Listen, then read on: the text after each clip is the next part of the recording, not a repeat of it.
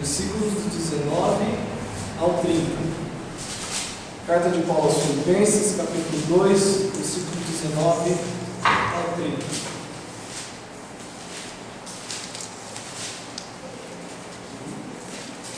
Nós estamos vendo como a centralidade de Cristo traça o perfil do servo, as características, como Cristo, sendo o centro de uma pessoa, transforma as prioridades na vida dessa pessoa. Vamos ler capítulo 2, verso 19 ao 30 da segunda carta de Paulo aos Filipenses. Diz assim: Espero, porém, no Senhor Jesus mandar-vos Timóteo o mais breve possível, a fim de que eu me sinta animado também, tendo conhecimento da vossa situação. Porque a ninguém tenho de igual sentimento que sinceramente cuide dos vossos interesses, pois todos eles buscam o que é seu próprio, não o que é de Cristo Jesus. E conheceis o seu caráter provado, pois serviu ao Evangelho junto comigo como filho ao Pai. Este, com efeito, é quem espero enviar tão logo tenha eu visto a minha situação. E estou persuadido no Senhor de que também eu mesmo brevemente irei. Julguei, todavia, necessário mandar até vós a Epafrodito, por um lado meu irmão, cooperador e companheiro de lutas, e por outro vosso mensageiro e vosso auxiliar nas minhas necessidades, visto que ele tinha saudade de todos vós e estava angustiado porque o vistes que adoeceu. Com efeito, adoeceu mortalmente. Deus, porém, se compadeceu dele, e não somente dele, mas também de mim, para que eu não tenha tristeza sobre tristeza. Por isso, tanto mais me apresso em mandá-lo, para que, vendo-o novamente, vos alegreis e eu tenha menos tristeza.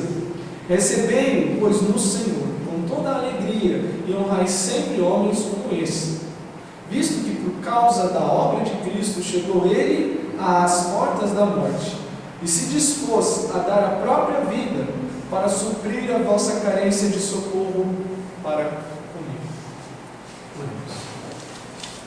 Louvado seja o Senhor, Pai. Entoado, como nós entoamos o hino agora há pouco, que tu sejas coroado, que tu sejas honrado de eternidade em eternidade, que teu nome se faça conhecido e glorificado sobre toda a terra. Que as tribos, línguas, raças, povos e nações venham até ti e prestem o louvor que te é devido. Pai, nosso rogo é que o teu Espírito nos ilumine nessa noite, nos incline ao entendimento da tua palavra e à aplicação da mesma em nossas vidas. Que possamos ser abençoados por ti nessa noite e meditarmos no texto da tua palavra. E em nome do Senhor Jesus nós oramos e te agradecemos. Amém. Amém. Nós já vimos que o servo, ele precisa, ou o perfil do servo, Cristo sendo o centro dessa pessoa, uma das coisas que se tornará nítida na vida dessa pessoa é que ela se tornará recomendável. Ela será uma pessoa de tal confiança, de tal prestabilidade, que outros a recomendarão para o serviço. Nós meditamos sobre a necessidade de termos um bom testemunho, de termos uma maneira de servir com fidelidade, que nós sejamos recomendados para o serviço. O segundo, que nós vimos semana passada, é que além do bom testemunho, além da recomendação que essa pessoa tem por causa da sua centralidade de Cristo, é que o servo é alguém que não se preocupa com os seus próprios interesses. Essa pessoa se preocupa com o interesse de Cristo e dos outros. Versículo 20 e 21 diz assim: Porque a ninguém tenho de igual sentimento que sinceramente cuide, não é só que tenha uma manifestação sentimental, mas ela se empenha, ela põe em prática o cuidado. Cuide dos vossos interesses, pois todos eles buscam o que é seu próprio e não o que é de Cristo Jesus. Nós vimos que o servo, ele não busca o seu próprio interesse, ele busca o interesse dos outros. O interesse dos outros é sinônimo do interesse de Cristo. E hoje nós veremos uma ou duas ainda questões que temos à frente. O servo é alguém que tem o seu caráter provado e aprovado. Olha o versículo 22 e 23, capítulo 2. E conheceis o seu caráter provado, falando de Timóteo. E conheceis o seu caráter provado, pois serviu ao Evangelho, juntamente comigo, como filho ao Pai. Este, com efeito, é quem espero enviar tão logo eu tenha visto a minha situação. O servo é alguém já conhecido da igreja, não porque essa pessoa gosta de se aparecer, mas sim porque as suas obras apontam para o seu caráter. Timóteo, ele serviu de tal maneira ao Evangelho, algo que precisa ser enfatizado: nós servimos a Deus. Vocês não servem a mim, ainda que servir a Deus possa implicar no servir uns aos outros, mas o propósito principal é fazer todas as coisas como uma oferta ao Senhor. E aqui Paulo deixa bem claro que Timóteo ficou conhecido, o caráter dele, porque ele serviu ao Evangelho. Nós não podemos buscar o conhecimento do nosso serviço porque eu sirvo a Igreja Batista Regular, ou porque eu sirvo ao pastor João, não, mas eu sirvo ao Evangelho. Irmãos, nós temos essa nomenclatura que está, esse título está se perdendo valor hoje.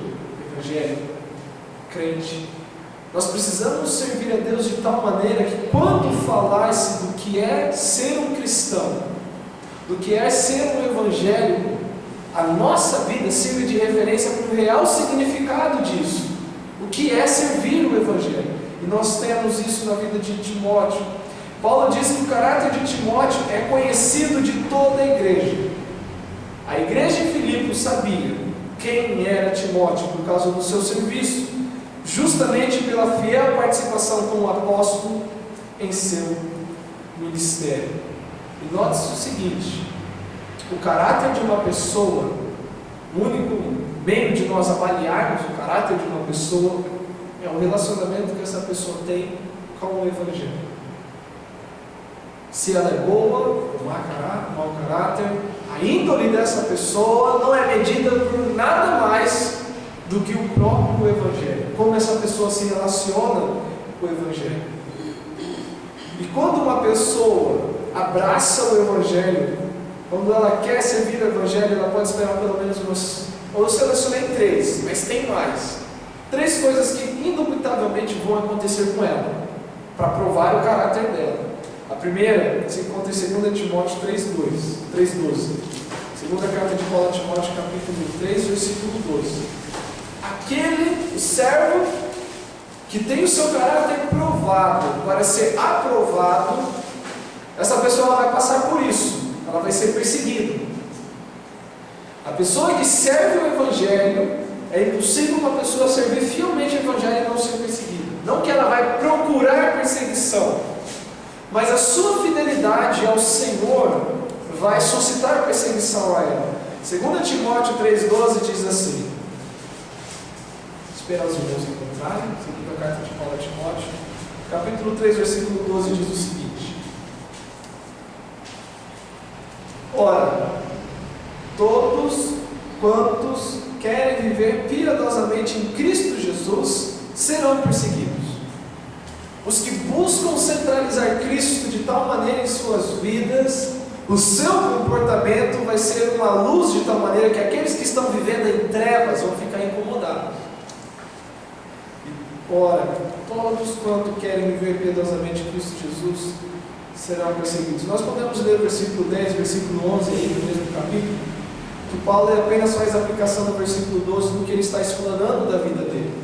Versículo 10: tu, porém, falando a Timóteo, tens seguido de perto o meu ensino, procedimento, propósito, fé, longanimidade, amor e perseverança. Também de perto tens seguido as minhas perseguições e os meus sofrimentos, os quais me aconteceram em Antioquia, Icônio e Listra, que variadas perseguições tenho suportado. Olha a ênfase. De todas, entretanto, me livrou o Senhor. Aqueles que vão ter Cristo como centro e vão servi-lo fervorosamente, servir o Evangelho, serão perseguidos. Segundo, Mateus capítulo 5, versículo 41. Além da perseguição, há benefícios também de servir a Cristo, mas nós estamos vendo a questão da provação. Eu não estou querendo enfatizar somente o aspecto doloroso, mas também nós temos bênçãos no servir a Cristo. Mas quando diz, conheceis o seu caráter, é provado diante dos irmãos, nós precisamos enfatizar que há um meio de provas.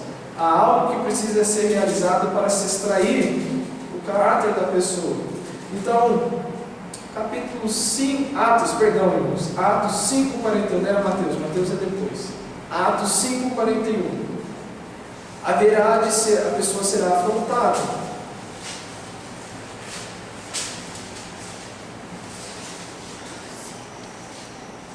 O contexto do capítulo 5 é que os discípulos são presos pelas autoridades em Jerusalém porque estavam ensinando a Cristo. Eles inundaram Jerusalém com essa doutrina. E aí, quando chega aqui no finalzinho do capítulo, versículo 40 e 41, chamando os apóstolos, açoitaram-nos. Olha Lucas falando, ele se incluiu ali. Lucas também sofreu isso. Açoitaram-nos, ele está incluído nisso. Açoitaram-nos e ordenando-lhes que não falassem em seu nome, ordenando que não falassem em nome de Jesus, os soltaram. E eles se retiraram do sinédrio, regozijando-se por terem sido considerados dignos de sofrer afrontas por esse nome. É um privilégio você ouvir um xingamento em nome de Cristo. É privilégio você receber uma cara feia por ter testemunhado do Senhor. Nós não devemos tomar isso como pessoal, mas isso é pessoal contra Deus. E aqueles que estão buscando oferecer as suas vidas em serviço ao Evangelho serão perseguidos, serão afrontados e principalmente aqui no capítulo 5 de Mateus, agora sim, serão caluniados. As pessoas levantarão mentira, irmãos. Vão começar a difamar e por aí. Ora, Mateus 5, 11 e 12. A calúnia será levantada. As pessoas procurarão manchar o seu testemunho. 11 e 12 diz assim: bem-aventurados sois quando por minha causa vos injuriarem e vos perseguirem e mentindo disserem todo mal contra vós. Regozijai-vos e exultai, porque é grande o vosso galardão nos céus, pois assim perseguiram aos profetas que viveram antes de vós. Se nós dissermos: Senhor, eu sou teu servo, eu quero segui-lo, eu quero estar onde o Senhor me mandar, Senhor, me usa. Nós temos às vezes essas frases: Senhor, me usa. Mas às vezes nós não paramos para medir ou pensar que Deus de fato Ele vai usar maneiras para nós sermos usados. Mas para o uso proveitoso é necessário o aperfeiçoamento do instrumento. E Deus Ele vai sim permitir situações difíceis para que nós possamos de fato ter nossa real motivação provada. Você realmente quer servir ao Senhor, Deus vai provar. Quando semeamos um pensamento, uma ideia, colhemos um ato.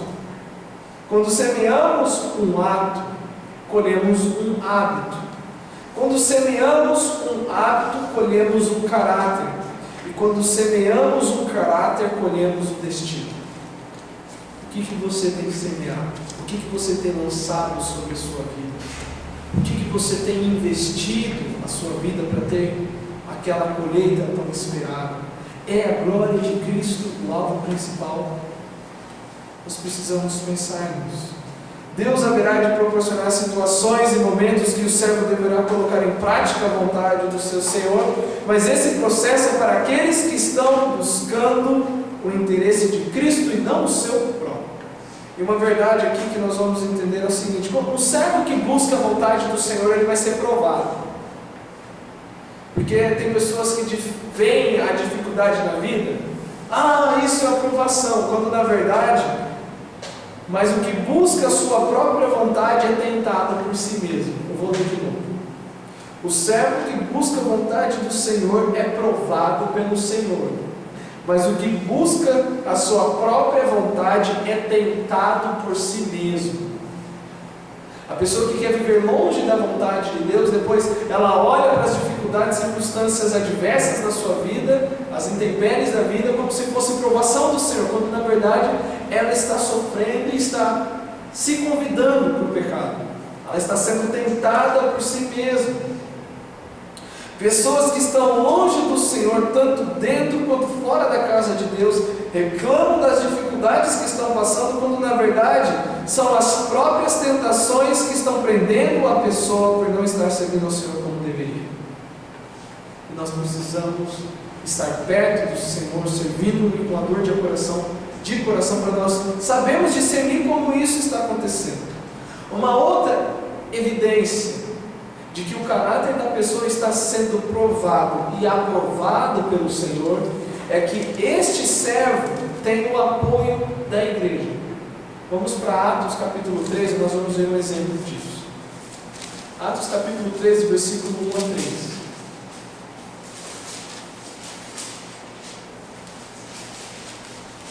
Porque isso serve para nós termos um discernimento se, Senhor, eu estou crescendo na tua vontade, eu estou crescendo no Senhor, eu estou fazendo aquilo que é do teu agrado, como eu sei que eu estou sendo aprovado pelo Senhor, como eu sei que o Senhor está se alegrando com a minha vida. Então, uma das evidências que nós podemos anotar é que a igreja local, em notar o desempenho, o aperfeiçoamento daquela pessoa, apoia aquela pessoa. Olha Atos 13, 1 a 3, diz assim: havia na igreja de Antioquia profetas e mestres, e aí vão dizer o nome: Barnabé, Simeão, por sobrenome Níger, Lúcio de Cirene, Manaém, Colasso de Herodes, o Petrarca, e Saulo. E servindo eles ao Senhor e jejuando, disse o Espírito Santo: separai-me agora Barnabé e Saulo para a obra que eu tenho chamado. Então, jejuando e orando, impondo sobre eles as mãos, os despediram. Quando a pessoa está exercendo o seu dom, que aqui é dito que havia naquela igreja profetas e mestres, então havia naquela igreja profetas e mestres, porque era nítido quem eram os profetas e quem eram os mestres, e eles estavam servindo de tal maneira ao Senhor que o Espírito Santo disse à igreja: separai-me estes dois, que eu tenho uma obra preparada para eles.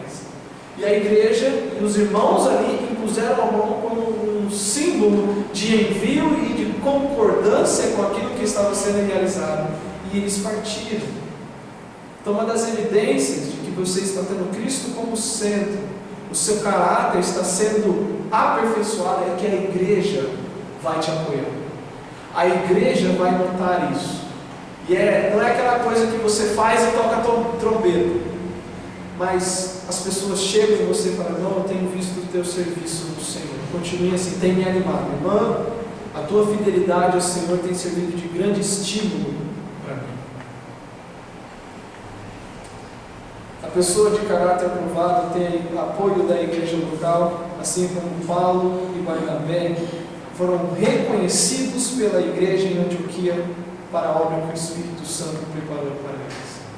Você tem ouvido o Espírito Santo falar com você? Quando eu digo o Espírito Santo falar, não se trata de vozes no ouvido, mas você entende que há uma compulsão, há um inclinar para uma determinada área, há um inclinar para um determinado assunto. Você não sente paz enquanto não realizar aquilo que no seu coração e na sua mente está martelando para que seja realizado.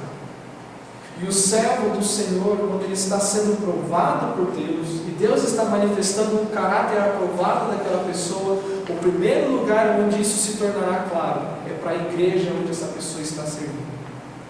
Os irmãos olharão e dirão: Deus está agindo na vida daquela pessoa. É nítido a presença de Deus na vida daquela pessoa. Quais são as evidências que você carrega em seu caráter quais são as evidências que você carrega que o seu caráter está sendo aperfeiçoado em Cristo. Você tem sido um participante ou um espectador na obra do Senhor Jesus. Então vamos recapitular. O servo, ele é alguém recomendável, ele é alguém que procura o interesse dos outros, ele se preocupa com o interesse de Cristo, ele é uma pessoa que tem um caráter provado e aprovado, e é uma pessoa também que visa somar na obra e não dividir, cooperar e não atrapalhar. Vamos para Filipenses capítulo 2, 24 e 26 agora. Um quarto aspecto do perfil do servo é que ele visa somar.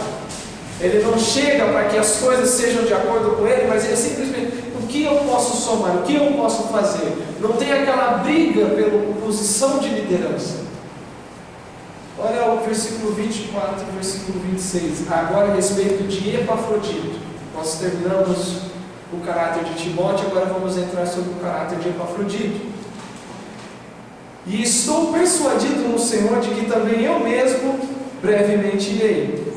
Julguei todavia necessário mandar até vós a Epafrodito, por um lado meu irmão, cooperador e companheiro de lutas, e por outro vosso mensageiro e vosso auxiliar nas minhas necessidades, visto que ele tinha saudade de todos vós, e que estava angustiado porque ouvistes que adoeceu. Nós vamos ver 4 itens aqui que demonstram que Epafrodito quis somar, que ele quis realmente cooperar na obra, que ele não chegou lá com um machado, mas que ele quis somar. E infelizmente, irmãos, talvez a gente não tenha esse problema aqui, mas é comum em igrejas as pessoas só servirem se ela for líder, se ela tiver a última palavra, se for do meio que ela quer, do jeito que ele... se não for do meu ponto de vista, eu não vou ajudar. Mas o servo é alguém que visa somar na obra, não dividir, cooperar e não atrapalhar. Igrejas que se racham e começam outro ministério, não foi o agir de Deus. Deus não age rachando igrejas. Olha, nós tivemos uma visão e nós saímos da igreja e quando puxa todo mundo, gente, isso não é agir de Deus, isso não é característica de um servo de Deus. Então vamos ver aqui de que maneira Epafrodito ele quis somar. O servo é aquele que visa somar no trabalho e não causar divisão, e o propósito é ver o progresso da obra, o crescimento da igreja e a edificação dos irmãos. Epafrodito demonstrou esse interesse primeiro, na cooperação. Olha o que o texto diz: julguei todavia necessário mandar até vós Epafrodito, por um lado meu irmão, cooperador. Então a primeira característica, e aí até nós podemos nos julgar se eu estou somando ou dividindo, é se eu estou disposto a cooperar. Eu estou disposto a operar juntamente com alguém, porque cooperar envolve 2 ou mais. Se eu estou disposto, Epafrodito estava operando juntamente com Paulo pelos interesses de Cristo. A igreja não é um lugar onde todas as coisas devem girar em torno da minha vontade, mas a perfeita vontade é quando a minha vontade é fazer a vontade dos outros para a glória de Deus. Um servo sabe trabalhar em conjunto, em união, mas um servo solitário nunca busca o seu próprio interesse, pois de acordo com as Escrituras isto é revoltar-se contra a sabedoria. Vamos ler Provérbios 18:1.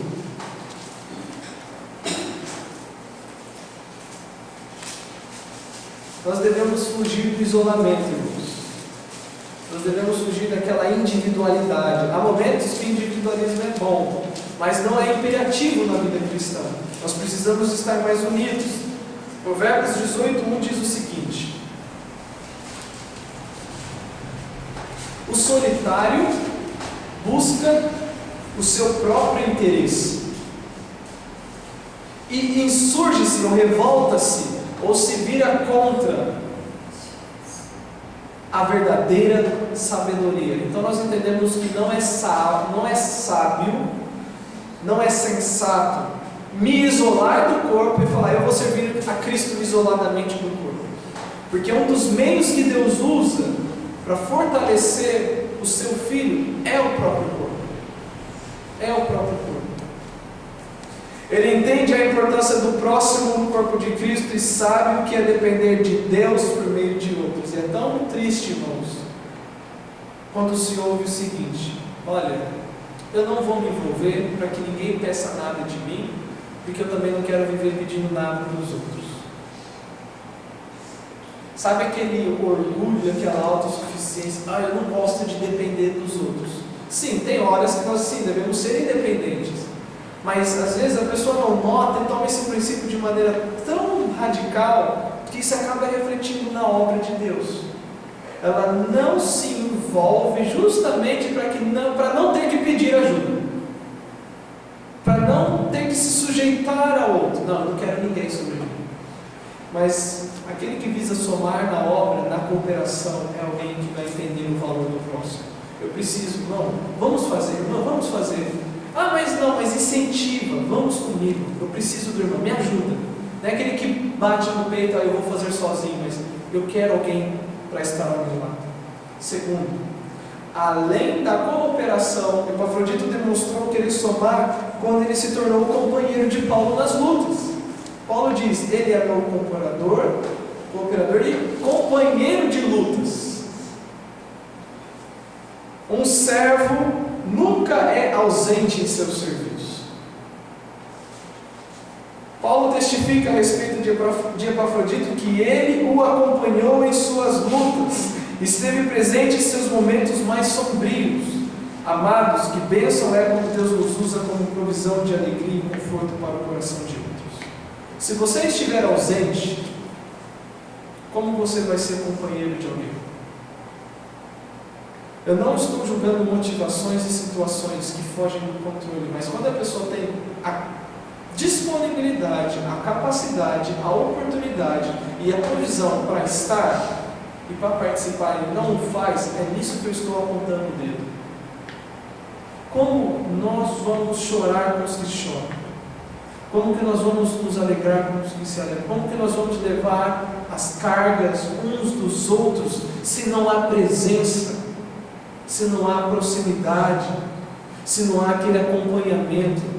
Mas eu também tenho que admitir que há pessoas tão independentes que criam tantas barreiras que se torna impossível acompanhar aquela pessoa. Não quero ninguém, não precisa, não, me esquece. É triste isso. E assim como um membro do nosso corpo longe ou amputado vai apodrecer, na verdade, se o braço sai e não é restituído, ou qualquer outro membro que possa ser restituído para a sua função, não é restituído no tempo correto, o que vai acontecer com aquele membro que for cortado?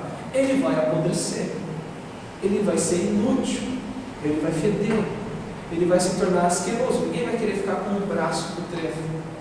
Olha aqui, meu braço está aqui, mas se ele não estiver ao corpo, o que mantém a saúde de um braço, ou de uma perna, de qualquer outro membro, é a sua ligação.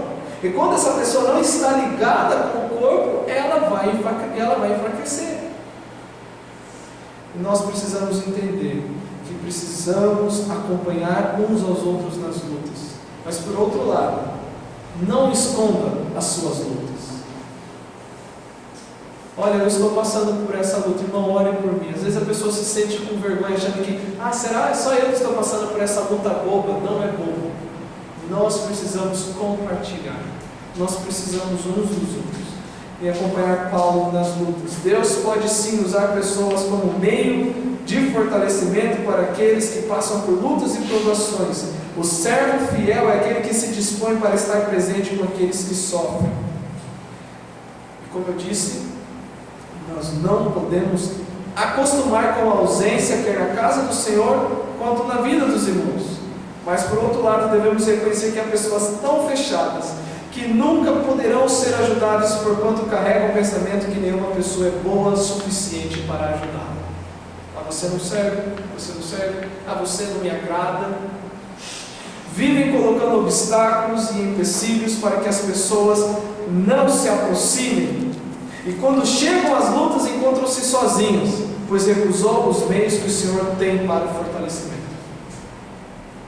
Vamos ler Filipenses 4:3. Olha o que Paulo diz para um ajuda. Não aparece o nome, mas o adjetivo que é dado a essa pessoa basta. Olha só, Filipenses 4:3. A ti, fiel companheiro de jugo, de peso, de carga, também peço que as auxilies, pois juntas se esforçaram comigo no Evangelho, também com Clemente e com os demais cooperadores meus, cujos nomes se encontram no livro da vida. Ele não é só companheiro, essa pessoa é fiel. Não vai estar só do lado dessa pessoa nos momentos bons, mas vai procurar estar também nos momentos difíceis.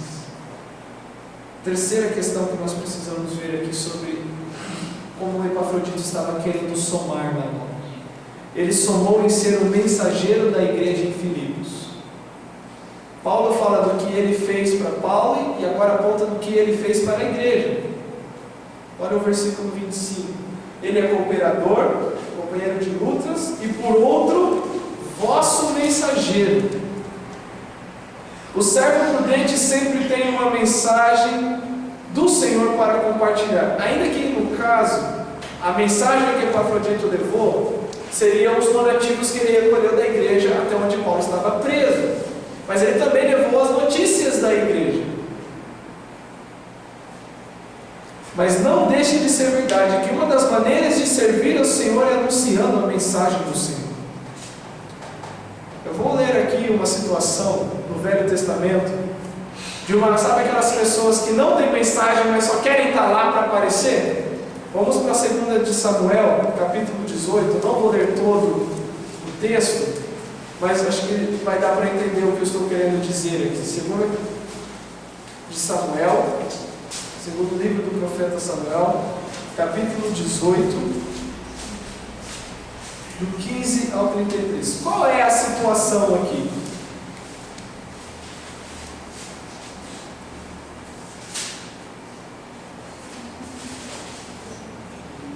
Absalão morreu. Filho de Davi morre na batalha. E aí o capitão chama uma pessoa para dar a notícia para Davi.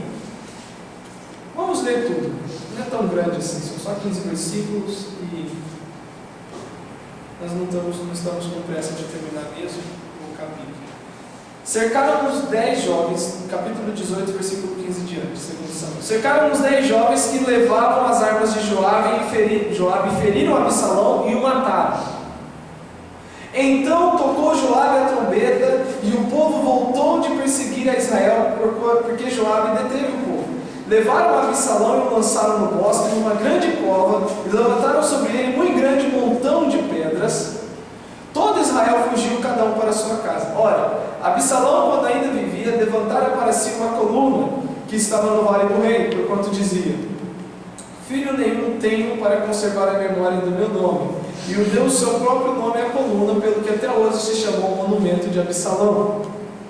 Então disse Aimás, filho de Zadok: deixa-me correr e dar a notícia ao rei, ou seja, Davi, que já o Senhor o vingou do poder dos seus inimigos. Mas Joabe disse: tu não serás hoje o portador de novas, porém outro dia o serás. Hoje não darás as novas, porque é morto o filho do rei. Disse Joabe ao etíope: vai tu e dize ao rei o que viste. Inclinou-se Joabe e correu. Por que ele chamou o etíope? O etíope era um escravo. Porque Davi poderia reagir com violência diante da notícia. Poderia até matar o mensageiro. Então, para poupar a Aimás, que era filho de uma pessoa importante, mandou o escravo. Só que Aimás era teimoso. Nesse momento, o escravo recebeu a notícia e começou a correr. Mas olha o que disse no versículo 22. Prosseguiu Aimás, filho de Zadok, e disse a Joabe: seja o que for, deixa-me correr após o etíope. Disse Joabe: para que agora correrias tu, meu filho? Pois não terás recompensa das novas. Seja o que for, tornou Aimás, e correrei. Então Joabe lhe disse: corre. Aimás correu pelo caminho da planície e passou o etíope. Ele correu tanto que passou o etíope. Davi estava sentado entre as duas portas da entrada, subiu a sentinela do terraço da porta sobre o muro, e levantando os olhos, viu que um homem chegava correndo só. Gritou, pois, a sentinela e disse ao rei. O rei respondeu: se o homem vem só, traz boas notícias. E vinha andando e chegando. Viu a sentinela outro homem que corria, então gritou para a porta e disse: eis que vem outro homem correndo só. Então disse o rei: também esse traz boas novas. Disse mais a sentinela: veja que o correr do primeiro parece ser o correr de Aimás, filho de Zadok. Então disse o rei: este homem é de bem, e trarás boas novas. Note o seguinte: esperava-se uma boa notícia do mensageiro. Pela pessoa que era, esperava-se uma boa notícia. Gritou Aimás e disse ao rei: paz. Inclinou-se ao rei com o rosto em terra e disse: bendito seja o Senhor teu Deus, que nos entregou os homens que levantaram a mão contra o rei, meu Senhor. E aí Davi pergunta. Então perguntou o rei: vai bem o jovem Absalão? Respondeu Aimás: vi um grande alvoroço quando Joabe mandou o teu servo, ó rei, porém não sei o que era. Ele não tinha mensagem.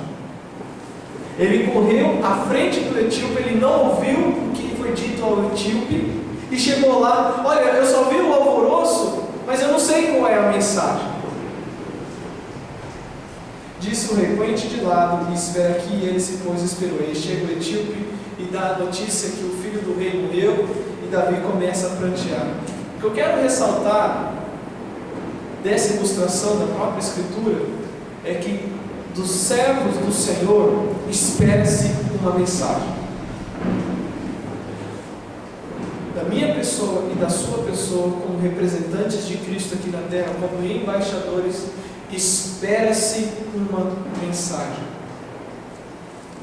Um servo que não mantém um bom relacionamento com o seu próximo, de maneira alguma será recomendado e muito menos apontado como mensageiro. As pessoas esperam de nós uma mensagem, mas já pensou? Somos aqueles que estamos à frente, mas não temos mensagem nenhuma. Quarto e último, ele não somente é um cooperador, um companheiro, um mensageiro, mas é também um auxiliar das necessidades da igreja. Ele nota e ele presta atenção se a igreja está necessitando de algo. A pessoa ela vem, e quando se diz igreja, pode ser tanto a questão física quanto a questão não física. Pode ser o prédio e pode ser as pessoas. Esta pessoa vem à casa do Senhor, ela conversa e ela fica na esperança: qual é a necessidade que eu possa suprir? Mas essa pessoa vai suprir uma necessidade no Senhor. Ela vai vir com algo do Senhor para suprir essa necessidade. E no caso aqui, a necessidade era o qual? Sair de Filipos e ir até onde Paulo estava preso e levar isso. E nós vamos ver depois, no último ponto aqui, na semana que vem, que essa necessidade, Epafrodito, ele teve tanto desejo que ele não levou em conta a sua saúde. Ele não estava bem para fazer aquela viagem. Ele quase morreu durante este serviço de levar os donativos de Filipos até Paulo. Um servo que se interessa pelos interesses de Cristo certamente estará pronto para auxiliar nas necessidades da igreja. Paulo deixa bem claro: ele foi alguém que auxiliou nas minhas necessidades. E a necessidade da igreja era qual? Que a igreja levasse ou enviasse o mantimento ou a necessidade para Paulo. Será alguém sempre pronto e disposto na medida do possível. E por que não também do impossível, para suprir as necessidades da igreja? Quais são as áreas que nós estudamos, que nós meditamos hoje, que você está em falta com o Senhor, com o Evangelho. Vem, não nota se os irmãos estão com necessidade, não se aprofunda no relacionamento, não se interessa como a vida do outro está indo, se a casa, se o templo do Senhor está precisando de algo. Tem realmente procurado ter o seu caráter provado. Senhor, manifesta o que o Senhor tem na minha vida, de maneira que eu possa ser bênção na vida dos outros. Semana que vem nós vamos ver que o servo é alguém disposto a dar a sua vida pela obra de Cristo. No versículo 29, 27, a gente só vai ler, nós não vamos entrar, 27 até 30. Com efeito, adoeceu mortalmente, Deus, porém, se compadeceu dele, e não somente dele, mas também de mim, para que eu não tivesse tristeza sobre tristeza. Por isso, tanto mais me apresso em mandá-lo, para que, vendo-o novamente, para que a igreja tivesse a consciência de como Epafrodito estava, para que, vendo novamente, vos alegreis. Como a presença de uma pessoa serve de alegria, e eu tenha menos tristeza. Recebei-o, pois, do Senhor com toda alegria, e honrai sempre homens como este, visto que por causa da obra de Cristo chegou ele às portas da morte e se dispôs a dar a própria vida para suprir as vossas carências de socorro para comigo. Que vocês sejam Epafrodito nesta igreja. Que você seja um Timóteo e um Epafrodito nas mãos do Senhor, de maneira tal que os homens vejam as nossas boas obras e glorifiquem a Deus. Que esta semana seja uma semana de serviço, não de ativismo, ou preciso me envolver em alguma tarefa para que eu seja, não, mas que do coração brote aquele profundo desejo: Senhor, usa a minha vida. Senhor, eu sou um instrumento do Senhor, não me deixe sentir inútil. Procure nas menores coisas, Deus vai te usar nas menores coisas do dia a dia, para ser um servo e uma serva, um Timóteo e um Epafrodito nas mãos dele. Vamos orar. Pai, obrigado pela tua palavra e pelo exemplo que o Senhor deixou, de que não somente o apóstolo Paulo possa servir de modelo, de homens compromissados com o Senhor, mas também a Timóteos, Epafroditos, Clemente e outros que se dedicaram ao Senhor, e até aqueles ao que o nome não é chamado, não é citado como o fiel companheiro de julgo do apóstolo Paulo, mas o que importa é que o nome está escrito no livro da vida. Obrigado pelo privilégio que o Senhor nos dá de cooperarmos com o Senhor, de sermos trabalhadores teus, servos do Senhor, que o mundo nos reconheça como servos do Senhor e por meio de nós conheça o Senhor e o teu nome seja glorificado. Pai, leva os teus filhos debaixo da tua proteção, que a tua palavra nos inunde de tal maneira que durante essa semana nós não nos esqueçamos do que ouvimos hoje e o teu nome seja glorificado. E em nome do teu Filho Jesus nós oramos e te agradecemos. Amém. Amém. Deus abençoe, uma ótima semana servindo ao Senhor.